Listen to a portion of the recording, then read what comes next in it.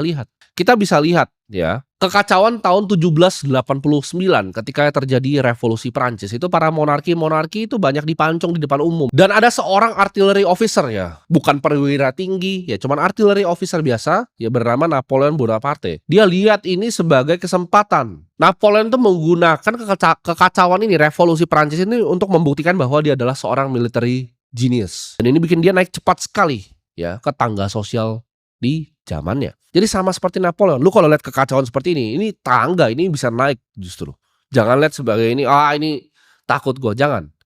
Lu lihat tebingnya ya, lu lari, lu loncat, mati sekalian. Hidup ini kan tentang bikin keputusan ya. Gue suka gambarin hidup ini seperti sungai. Lu bisa pilih ya mau ke cabangnya mana. Ada keputusan-keputusan yang lu lakukan setiap hari. Contohnya keputusan lu untuk klik video ini. Itu keputusan sederhana dalam hidup lu, tapi mungkin bisa mengubah seluruh hidup lu ya. Ada keputusan-keputusan kecil yang lu lakukan di hidup lu. Ada keputusan biasa aja, dan ada keputusan yang kalau lu bikin itu kesempatan sekali dalam seumur hidup lu.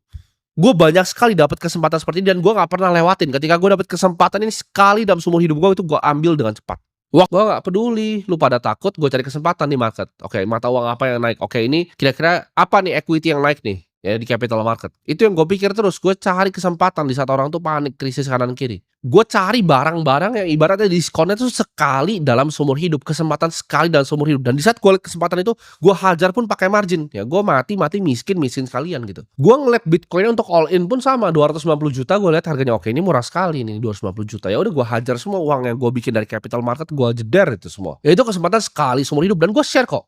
Gue share di Instagram story, gue beli waktu itu 16 miliar, gue beli lagi 16 miliar. Itu gue share secara terbuka di Instagram story. Tapi kalian apa waktu itu? Kalian 2 tahun lalu tuh bahkan masih ngata-ngatain gue. Masih skeptis, ini masa sih dia begini. Orang gue buka kok. Gue belinya berapa? Kalian harus paham bahwa ada 2 tipe orang kan di dunia ini, pemenang dan pecundang. Pemenang seperti gue itu diprogram untuk jadi pemenang, dan pecundang seperti lu itu diprogram untuk jadi pecundang.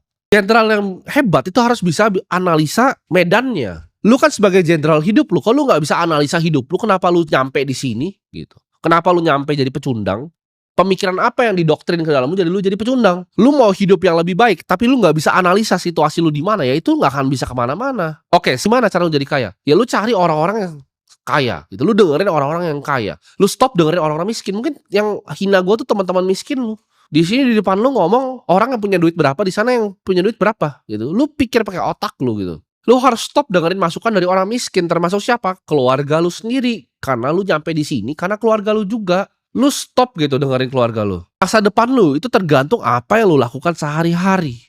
Aksi lu yang lu lakukan hari ini bisa mengubah jalan hidup lu ke depannya. Winston Churchill pernah bilang,